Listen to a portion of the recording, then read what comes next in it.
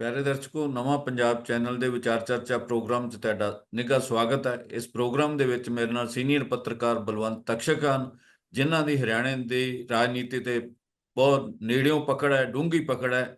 ਉਹਨਾਂ ਨਾਲ ਗੱਲ ਕਰਾਂਗੇ ਕਿ ਬੀਜੇਪੀ ਨੇ 67 ਮੈਂਬਰਾਂ ਦੀ ਸੂਚੀ ਐਲਾਨੀ ਹੈ ਤੇ ਉਹਨੂੰ ਲੈ ਕੇ ਬੀਜੇਪੀ ਦੇ ਵਿੱਚ ਘਮਸਾਨ ਮਚਿਆ ਹੋਇਆ।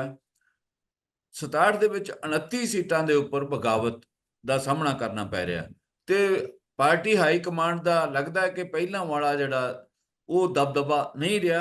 ਇਸ ਕਰਕੇ ਹਾਈ ਕਮਾਂਡ ਨੇ ਹੁਣ ਸੂਬਾਈ ਲੀਡਰਸ਼ਿਪ ਨੂੰ ਤੇ ਜਿਹੜੇ ਹਰਿਆਣਾ ਦੇ ਇੰਚਾਰਜ ਆ ਉਹਨਾਂ ਨੂੰ ਕਿਹਾ ਵੀ ਜਿਹੜੇ ਬਾਗੀ ਹੋ ਗਏ ਆ, ਜਿਹੜੇ ਰੁੱਸ ਗਏ, ਉਹਨਾਂ ਨੂੰ ਮਨਾਉਣ ਦੇ ਯਤਨ ਕਰੋ। ਪਰ ਕੱਲ ਜਿਹੜੇ ਹਰਿਆਣਾ ਦੇ ਮੁੱਖ ਮੰਤਰੀ ਹੈ ਨਾਇਬ ਸਿੰਘ ਸੈਣੀ, ਉਹ ਕਰਨਦੇਵ ਕੰਬੋਜ ਨੂੰ ਮਨਾਉਣ ਗਏ, ਉਹਨੇ ਹੱਦ ਤੱਕ ਨਹੀਂ ਮਿਲਾਇਆ ਤੇ ਉਹਨੇ ਕਿਹਾ ਕਿ ਬੀਜੇਪੀ ਜਿਹੜੀ ਆ ਉਹ 15 ਸੀਟਾਂ ਤੱਕ ਸਿਮਟ ਜਾਏਗੀ। ਇਹੋ ਜਿਹੀਆਂ ਗੱਲਾਂ ਹੋਰਾਂ ਨੇ ਵੀ ਕੀਤੀਆਂ ਤੇ ਬਗਾਵਤ ਲੱਗਦਾ ਨਹੀਂਗਾ ਕਿ ਲੀਡਰਸ਼ਿਪ ਦੇ ਮਨਾਉਣ ਨਾਲ ਵੀ ਕਿਤੇ ਰੁਕ ਸਕੇ। ਤੇ ਤਕਸ਼ਕ ਜੀ, ਅਜੇ ਕਾਂਗਰਸ ਦੀ ਸੂਚੀ ਆਉਣੀ, ਉਹ ਵੀ ਦੇਖਣਾ ਹੋਏਗਾ। ਕਾਂਗਰਸ ਦੇ ਵਿੱਚ ਵੀ ਨਿਸ਼ਚਿਤ ਤੌਰ ਤੇ ਕੁਝ ਨਾ ਕੁਝ ਅਜਿਹਾ ਹੀ ਵਾਪਰੇਗਾ ਤੇ ਬੀਜੇਪੀ ਦੀ ਜਿਹੜੀ ਸੂਚੀ ਹੈ ਉਹਨੇ ਬਗਾਵਤੀ ਸੁਰਾਂ ਖੜੀਆਂ ਕਰਤੀਆਂ, ਬਹੁਤ ਜ਼ਬਰਦਸਤ ਬਗਾਵਤਾਂ ਨੇ। ਤੇ ਤਕਸ਼ਕ ਜੀ, ਤੁਸੀਂ ਇਹ ਸਾਰੇ ਵਰਤਾਰੇ ਨੂੰ ਕਿਵੇਂ ਦੇਖਦੇ ਹੋ?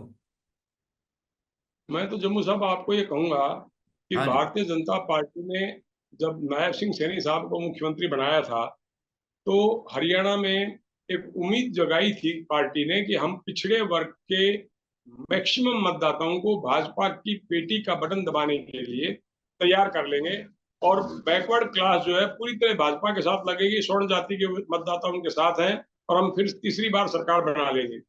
लेकिन जैसे ही पहली सूची आई उसमें जो पिछड़ा वर्ग की हरियाणा इकाई के अध्यक्ष थे कर्णदेव कंबोज, उनकी टिकट कटी। उन्होंने न केवल पार्टी से इस्तीफा दिया बल्कि यहां तक कह दिया कि 15 सीटों से ज्यादा भाजपा नहीं जीत पाएगी और कांग्रेस की सरकार बनेगी। वो पूर्व मंत्री हैं, विधायक रहे हैं, पार्टी के बैकवर्ड प्रकोष्ठ के अध्यक्ष हैं और पिछले काफी समय से बैकवर्ड क्लास में भाजपा की जड़ें जमाने की कोशिश कर रहे थे। लेकिन कुछ वीडियो वायरल हुए टिकट कटने के बाद, आपने देखे होंगे कि मुख्यमंत्री नायब सिंह सैनी साहब उनसे हाथ मिलाने की कोशिश कर रहे हैं और वो उनसे बचते हुए निकल जाते हैं। उन्होंने अपने बयान में ये भी कहा है कि मेरे पास गिड़गिड़ाते हुए चीफ मिनिस्टर का फोन आया था और उन्होंने कहा मुझे जानकारी नहीं थी। तो मैंने कहा भाई आप रबर स्टैंप है क्या? जब आपको चीफ मिनिस्टर होते हुए जानकारी नहीं है किसकी टिकट मिल रही है, किसको कट रही है, तो आप किस चीज के चीफ मिनिस्टर? यानी कि ये शायद ऐसा पहला मौका होगा जब पार्टी के मुख्यमंत्री को अपनी ही पार्टी के किसी पूर्व विधायक से या पिछड़े वर्ग के प्रकोष्ठ से इस तरह की बातें सुनने को मिली हों। और अकेले कर्णदेव कंबोज नहीं है जम्मू साहब, ऐसे रणजीत सिंह ने लोकसभा का चुनाव लड़ा हिसार से भाजपा के टिकट पर और हार गए। अब वो रानिया से लड़ना चाहते थे, भारतीय जनता पार्टी ने रानिया से उनको टिकट नहीं दिया तो उन्होंने कहा चुनाव तो मैं जरूर लड़ूंगा और चुनाव चाहे मैं इंडिपेंडेंट लड़ूं, चुनाव में जरूर लड़ूंगा। उसके अलावा राव नरबीर सिंह ने कहा भारतीय जनता पार्टी मुझे टिकट दे तो ठीक है, नहीं भी देगी तो मैं कांग्रेस के टिकट पर लड़ लूंगा। और उधर राव इंद्रजीत सिंह जो केंद्रीय मंत्री हैं, उन्होंने कहा था कि उनकी बेटी इस बार चुनाव जरूर लड़ेगी। और दक्षिण हरियाणा में भारतीय जनता पार्टी की थोड़ी जड़ें मजबूत हैं। ऐसे में राव इंद्रजीत सिंह से भाजपा नाराजगी मोल लेना नहीं चाहती थी और उनको बोल दिया गया कि आप 4-5 सीटों पर अपने उम्मीदवारों का चयन कर लें, भारतीय जनता पार्टी उनको टिकट दे देगी। तो मेरा कहने का अर्थ यह है कि टिकट ना मिलने पर जो एमपी हमारे नवीन जिंदल साहब भाजपा के कुरुक्षेत्र से, उनकी मां को उम्मीद टिकट मिलेगी, जिंदल वो ने भी कहेगी ऐसा ही नहीं कहा है। मैं इंडिपेंडेंट लड़ दूंगी। कविता जैन कह रही है मैं 8 तारीख को फैसला करूंगी। भाजपा के जो सीनियर लीडर हैं, 3-4 बार जो अध्यक्ष रहे हैं और कई बार मंत्री रहे, रामविलास जी, उन्होंने भी अपने समर्थकों की एक बैठक बुला ली है क्योंकि पहली सूची में उनका नाम नहीं था। और जम्मू साहब आप देखिए, भाजपा देवीलाल परिवार को अपने साथ जोड़ने चली थी। अब ना दुष्यंत चौटाला उनके साथ हैं, ना रंजीत सिंह उनके साथ हैं और आदित्य चौटाला जो देवीलाल जी के बेटे हैं, वो भाजपा के जिला अध्यक्ष भी थे, सिरसा जिले में मंडी बोर्ड के चेयरमैन थे। उन्होंने पहली लिस्ट में जब अपनी सूची में नाम नहीं आया तो उन्होंने पार्टी छोड़ दी। उनका ये मानना था कि अपमानित करने वाली बात है कि मैं भाजपा के लिए लंबे समय से काम कर रहा हूं और पहली सूची में मेरा नाम नहीं है। कभी किसी से बात की जा रही डबवाड़ी के लिए, कभी किसी से बातचीत, यानी कि उनकी सूची में जो गई थी यहां से, उसमें सिर्फ एक नाम था, आदित्य चौटाला, आदित्य देवीलाल। और उसमें भी अगर आप इधर उधर पूछताछ करके टिकट किसको दोगे? यानी कि आदित्य चौटाला को, देवीलाल को तब टिकट मिलेगी जब बाकी उम्मीदवारों पर उनकी उम्मीदें नहीं खरी उतरेंगी।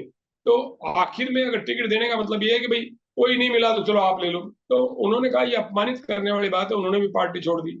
तो एक तो सिरसा जिले में जम्मू साहब कभी भी भाजपा कभी नहीं जीती है। एक बार एमपी सुनीता दुग्गल जरूर जीती हैं, लेकिन भाजपा को कभी बंसीलाल जी के टाइम में गणेशी लाल जी सिरसा से जीते थे। और मजबूरियां देखिए, बगावत कब होती है? जब पार्टी कमजोर दिखती है। भाजपा के नेताओं को ये लगता है कि अगर हमें टिकट मिली तो शायद पार्टी सत्ता में आएगी, और हमें टिकट नहीं मिली तो पार्टी सत्ता में नहीं आएगी। तो मेरे ख्याल 30-32 के आसपास ऐसे नाम जिन्होंने पार्टी से बगावत की है, पार्टी छोड़ दी है या धमकी दी है चुनाव लड़ने की। और भारतीय जनता पार्टी में जो प्रभारी हैं उनके या मुख्यमंत्री हैं, अब मनाने की कोशिशें हो रही हैं। मैं एक और आपको जानकारी दे दूं कि जो बलकौर सिंह थे, वो इनेलो छोड़ के भाजपा में आए थे, उनको भी टिकट नहीं दी कालावाली से। तो उनको अगर आज इनेलो ने हालांकि अपना उम्मीदवार की घोषणा कर दी है, अगर इनेलो उसे आज कहे कि आप उम्मीदवार बदलते हैं, आप आ जाइए, तो भाजपा छोड़ देंगे वो। तो स्थितियां जो है थोड़ी सी भाजपा के लिए मुश्किल भरी हैं। और अभी तो 23 सीटों की घोषणा होनी है। कुछ सीटें मुझे लगता है कि बदली जाएंगी। पार्टी हाईकमान ने गोपाल कांडा को बुलाया है, कविता जैन को सोनीपत से बुलाया है, पीछे मुख्यमंत्री को तलब कर लिया था, वो सारे कार्यक्रम अपने छोड़ के दिल्ली चले गए थे। तो हालात तो कोई पॉजिटिव नहीं है। जी जम्मू साहब। अच्छा जी, पिछले 10-12 साल से जब जब से हम भाजपा को देख रहे हैं, उनकी लीडरशिप को देख रहे हैं, पूरे देश के डिफरेंट स्टेट्स को हम देखते हैं, तो ऐसी बगावत कहीं नहीं हुई। इसका मतलब जो पीएम मोदी और अमित शाह की जोड़ी है, उसका पकड़ पार्टी से कमजोर हो गई है, ऐसा कोई आप सोचते हैं या क्या क्या देखते हैं, क्या है? मैं तो ये मानता हूँ जम्मू साहब, देखिए लोकसभा चुनाव में मुद्दे अलग होते हैं। और भारतीय जनता पार्टी पिछले चुनाव में 10 सीटें जीती थी, हरियाणा की सारी सीटों को जीत मिली थी। इस बार 5 सीटें जीती हैं। तो आप मान के चलिए कि जो लोकसभा चुनाव परिणाम थे भाजपा के लिए, वो एक खतरे की घंटी थे। और विधानसभा चुनाव 7 महीने बाद जब हो रहे हैं, तो उसमें सीटें घटने की उम्मीद है, बढ़ने की नहीं है। ऐसा भारतीय जनता पार्टी में जो एक स्ट्रेटजी बनती है और एक हमलावर पार्टी के तौर पर चुनाव मैदान में उतरती है, तो अभी तो ऐसा कुछ दिखाई नहीं दे रहा। वो अपने जो बगावत करने वाले लोग हैं, नाराज लोग हैं, उन्हीं को मना ले तो एक बड़ी बात होगी। अभी केंद्रीय आला कमान सिर्फ नाराज लोगों को मनाने के लिए क्या किया जाए, इस रणनीति पर विचार कर रहा होगा। और देखना ही होगा कि मुख्यमंत्री नायब सिंह सैनी साहब, पार्टी के अध्यक्ष मोहनलाल बड़ोली, और जो हरियाणा भाजपा मामलों के प्रभारी डॉक्टर सतीश पूनिया, वो इस बगावत को, इस नाराजगी को कैसे दूर कर पाते हैं। बड़ी बात तो ये होगी। सत्ता में आने का मामला तो अलग है, अभी कांग्रेस की टिकटों की घोषणा होनी है। हो सकता है भारतीय जनता पार्टी इस उम्मीद में हो कि जैसी हमारे यहाँ बगावत हुई ऐसे ही कांग्रेस में होगी। लेकिन जम्मू साहब, कांग्रेस शुरू में शायद हो सकता है 30 सीटें घोषित करे जहां कोई विवाद नहीं है। कुछ दिनों के बाद हो सकता है अगली 30 सीटें घोषित हो जहां लोगों की मान मनोबल हो जाए। और जिन 30 सीटों पे जबरदस्त खींचतान है, यानी कि पार्टी में जो गुटबाजी हम देखते हैं, वो हर आदमी अपने गुट के उम्मीदवार को टिकट दिलाना चाहेगा। ऐसी सूरत में नॉमिनेशन पेपर दाखिल करने की जब आखिरी तारीख आएगी, तो हो सकता है उनको एक चिट्ठी दे दी जाए कि तुम जाके रिटर्निंग अफसर के सामने जमा करा दो, और उसके बाद मौका ही नहीं मिलेगा। तो कांग्रेस की सूची कब तक आने की उम्मीद है तक्षक जी? कांग्रेस की सूची कब तक आने की उम्मीद है? जम्मू साहब, आपका सवाल सुना, फोन आ गया। मैं पूछना चाहता हूं, कांग्रेस की सूची कब तक आने की उम्मीद है? देखिए, कांग्रेस की सूची तो आज कल में आ जाएगी। जो दीपक बाबरिया साहब है, हरियाणा मामलों के प्रभारी, भाजपा की सूची आने के बाद बगावत जो देखी उन्होंने, तो उनके बाद उनका ये बयान था कि हमारी सूची आने में भी 2 दिन और लगेंगे। यानी कि आज 6 तारीख है, 8 तक आएगी, फिर कुछ सीटें हो सकता है 10 तक सारी सीटों की घोषणा हो जानी। 12 तारीख शायद नॉमिनेशन की आखिरी तारीख है, तो 12 तक तो सब हो ही जानी है। पर अभी इंतजार किया जा रहा है, लोगों को मनाने की कोशिश है। ऐसा नहीं है कि जम्मू साहब आप और हम ही जानते हैं, पार्टी में जो टिकट बांटने वाले लोग हैं उन्हें भी मालूम है कि टिकट से वंचित रहने वाले लोग क्या कर सकते हैं। लेकिन जो पार्टी सत्ता में आती हुई दिखती है, उसमें टिकट से वंचित लोग भी ये सोचते हैं कि चलो एमएलए की टिकट नहीं मिली, कहीं चेयरमैन नहीं मिल जाएगी, कहीं और पद मिल जाएगा, तो वो उम्मीद में होते हैं। और आज के दिन हवा थोड़ी सी कांग्रेस के हक में भाजपा की तुलना में ज्यादा लगे, तो शायद हो सकता है बगावत ना हो ऐसी। बीजेपी की केंद्रीय जो लीडरशिप है, वो जो बगावत उठी है 29 हलकों में, विधानसभा हलकों में, उसको सॉर्ट आउट करने में सफल हो जाएगी कि नहीं?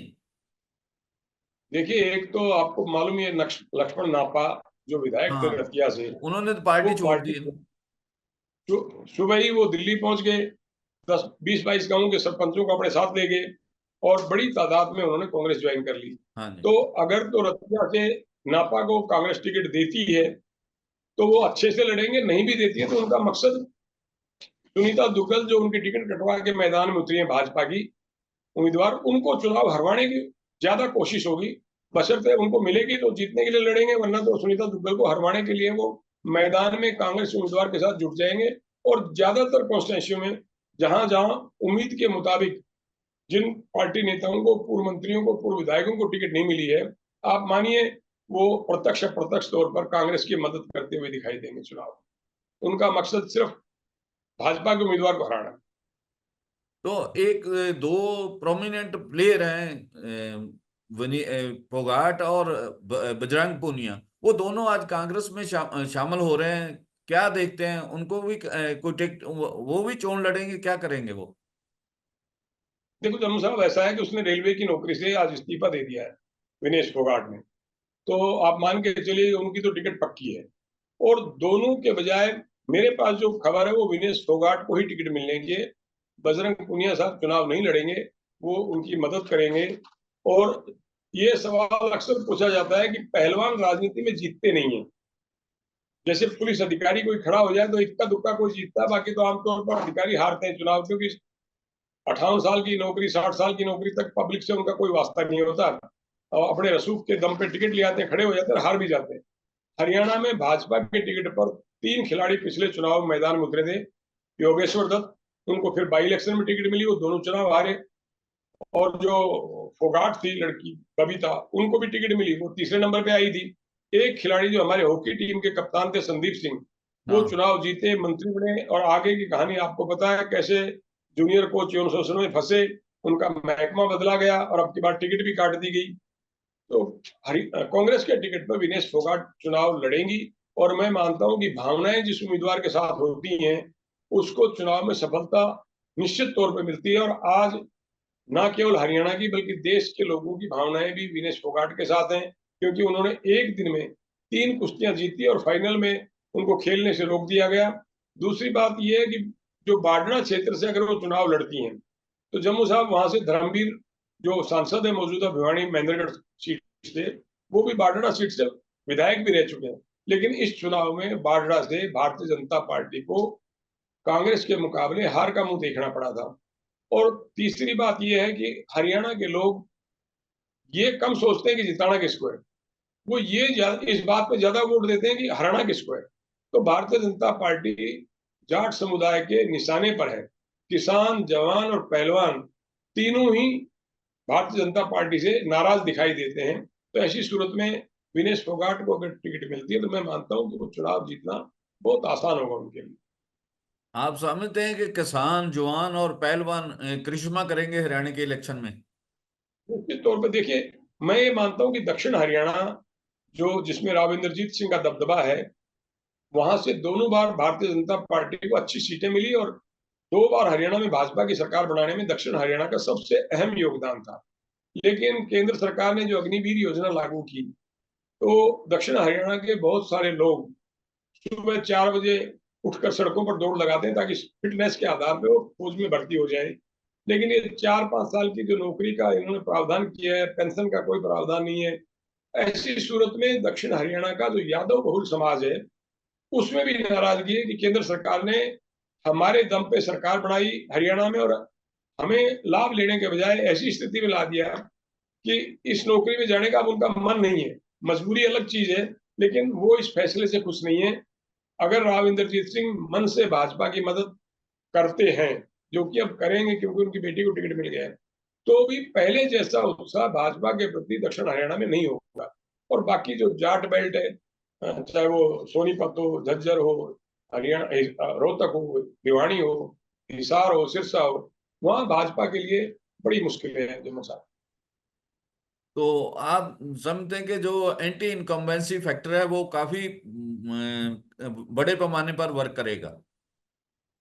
हाँ, ये तो आप इसी बात से समझ सकते हैं कि गुड़गांव में प्रधानमंत्री नरेंद्र मोदी साहब आते हैं, खट्टर साहब की तारीफ करते हैं, जमकर पीठ थपथपाते हैं उनके कामों के लिए, और अगले दिन उनसे कहा जाता है कि इस्तीफा दे दो, और सुबह खट्टर साहब का इस्तीफा होता है, शाम को नायब सिंह सैनी साहब शपथ ले लेते हैं मुख्यमंत्री की। तो ये एंटी इनकम्बेंसी थी। हाईकमान के पास रिपोर्ट थी कि भाजपा का मनोहर लाल जी के रहते हुए चुनाव जीतना मुश्किल है, तो उस दिन के लिए एक नया चेहरा लेके आते हैं जिसके प्रति कोई नाराजगी नहीं होगी। और उन्होंने एक तरह से एक संदेश देने की कोशिश की कि हमने पहली बार एक बैकवर्ड चेहरे को मुख्यमंत्री की कुर्सी पर बैठाया है, तो बैकवर्ड क्लासेस साथ लग जाएंगी, स्वर्ण भाजपा के साथ हैं और सरकार भी बन जाएगी। लेकिन टिकटों के बंटवारे से हमने देखा कि स्थिति में कोई परिवर्तन आया नहीं है, नाराजगी जो की तो बरकरार है। और कुछ अब भाजपा नेताओं की जो टिकट कटी है, उन्होंने माहौल को और थोड़ा गर्म कर तो तक्षक जी, आप हमारे साथ जुड़े, आपका बहुत बहुत शुक्रिया। Thank you very much. दिया। Thank you very much.